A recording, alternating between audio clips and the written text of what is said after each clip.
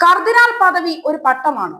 Roman സഭയുടെ ബിഷപ്പിന്റെ സ്ഥാനവസ്ത്രം ധരിച്ചാലേ കർദിനാൾ ആവുകയുള്ളൂ. സോഷ്യൽ മീഡിയയിൽ ഉയർന്നു കേൾക്കുന്ന ചില ചോദ്യങ്ങളാണ് ഇതൊക്കെ. ആദ്യം മനസ്സിലാക്കേണ്ട കാര്യം കർദിനാൾ പദവി ഒരു പട്ടമല്ലെന്നതാണ്. അത് റോമൻ സഭയിൽ ഉരുത്തിരിഞ്ഞ ഒരു ബഹുമാനീയ പദവിയാണ്. അതായത് വിശിഷ്ടമായ സേവനങ്ങൾ നൽകുന്നവർക്ക് ഭാരത സർക്കാർ പത്മഭൂഷണൊക്കെ നൽകുന്നത് പോലെ തന്നെ ഒരു പദവിയാണ് ഇതും. കത്തോലിക്ക സഭയിൽ കർദിനാൾ പദവിക്കുള്ള ഏറ്റവും വലിയ പ്രത്യേകത മാർപ്പാപ്പയെ തെരഞ്ഞെടുക്കാനുള്ള വോട്ടവകാശം കർദിനാൾ പദവി സ്വീകരിക്കുന്നവർക്ക് ലഭിക്കുന്നു എന്നതാണ്. റോമൻ സഭയിൽ നിന്ന് കർദിനാൾമാർ ആകുന്നവർ ധരിക്കുന്നത് റോമൻ ബിഷപ്പിന്റെ വേഷം തന്നെയാണ്. റോമൻ സഭയിലെ ബിഷപ്പുമാരുടെ ഔദ്യോഗിക വേഷം പർപ്പിൾ നിറമുള്ള കൊയർ ഡ്രസ്സും അതേ നിറമുള്ള മുക്കോൺ തൊപ്പിയുമാണ്. റോമൻ സഭയിലെ ബിഷപ്പുമാർ കർദിനാൾ ആകുമ്പോൾ ഉണ്ടാകുന്ന വേഷത്തിലെ ഏക വ്യത്യാസം അവരുടെ ബിഷപ്പിന്റെ കുപ്പായത്തിന്റെയും തൊപ്പിയുടെയും നിറം പർപ്പിൾ നിറത്തിൽ നിന്ന് മാറി കർദിനാൾ റെഡ് എന്നറിയപ്പെടുന്ന ചുവപ്പ് നിറമാകുന്നു എന്നതാണ്.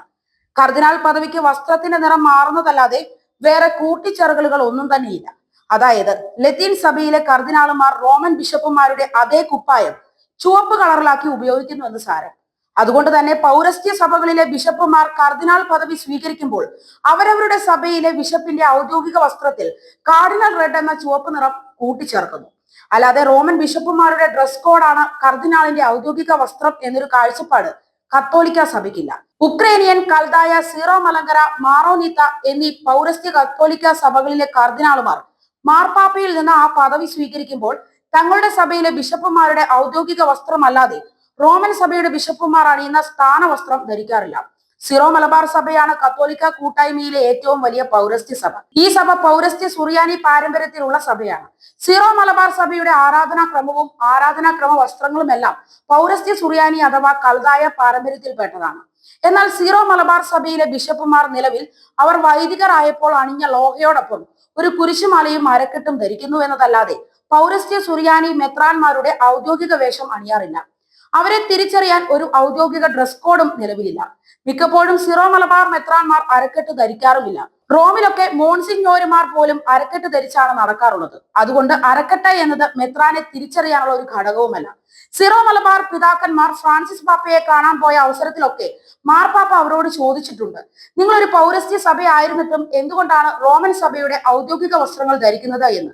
കൂവക്കാട്ട് പിതാവ് കർദിനാളായി പ്രഖ്യാപിക്കപ്പെട്ട ശേഷം മാർപ്പാപ്പ തന്നെ അദ്ദേഹത്തോട് ആവശ്യപ്പെട്ടതാണ് അദ്ദേഹം സിറോ മലബാർ സഭ ഉൾപ്പെടുന്ന പൗരസ്ത്യ സുറിയാനി പാരമ്പര്യത്തിലുള്ള ബിഷപ്പുമാരുടെ ഔദ്യോഗിക വസ്ത്രമായ കറുത്ത കുപ്പായവും തൊപ്പിയും ധരിക്കണമെന്ന്. സിറോ മലബാർ സഭയുടെ ആദ്യ 3 കർദിനാൾമാരായ മാർ പാറേക്കാട്ടിൽ, മാർ പടിയറ, മാർ വിധേയത്തിൽ എന്നിവർ ലത്തീൻ ബിഷപ്പുമാരുടെ ഔദ്യോഗിക വേഷമാണ് കർദിനാൾ പദവി സ്വീകരിച്ചപ്പോൾ ധരിച്ചത്. എന്നാൽ ആലഞ്ചേരി പിതാവ് കർദിനാൾ പദവി സ്വീകരിച്ചപ്പോൾ അദ്ദേഹം പൗരസ്ത്യ സുറിയാനി പാരമ്പര്യത്തിലുള്ള പുറം കുപ്പായം ചുവന്ന നിറത്തിലാക്കി ധരിച്ചു. ആലഞ്ചേരി പിതാവാണ് ലത്തീൻ കുപ്പായം നിർത്തലാക്കി ഒരു മാറ്റം കൊണ്ടുവന്നത്. ഇപ്രാവശ്യം കൂവക്കാട്ട് പിതാവ് കർദിനാൾ പദവി സ്വീകരിച്ചപ്പോൾ സുറിയാനി പാരമ്പര്യത്തിലുള്ള കറുത്ത പുറം കുപ്പായത്തിൽ കർദിനാൾ റെഡ് എന്ന ചുവപ്പ് നിറം ഉൾപ്പെടുത്തി. കറുപ്പും ചുവപ്പും കലർന്ന തൊപ്പിയാണ് അദ്ദേഹം ധരിച്ചത്. എറണാകുളം വിമതർ ഇത് കണ്ടിട്ട് ഹാലിളകി നടക്കുകയാണ്. മാർപ്പാപ്പ നൽകുന്ന പദവിയാണ് കർദിനാൾ പദവി എന്നതുകൊണ്ട് റോമൻ ബിഷപ്പിന്റെ വേഷവും തൊപ്പിയും അണിഞ്ഞാലേ കർദിനാൾ ആകൂ എന്നാണ് അവർ ധരിച്ചു വെച്ചിരിക്കുന്നത്. കൽദായ സുറിയാനി റീത്തിലെ കുർബാന കുപ്പായവും തിരുവസ്ത്രവും അണിഞ്ഞുകൊണ്ട് കൽദായ സുറിയാനി ക്രമത്തിൽ ഉള്ള കുർബാന ചൊല്ലുന്ന എറണാകുളം വിമതർക്ക് കൽദായ പാരമ്പര്യത്തിലുള്ള ബിഷപ്പിന്റെ കുപ്പായത്തോട് അലർജി ഉണ്ടാകുന്നത് കൗതുകകരമാണ്.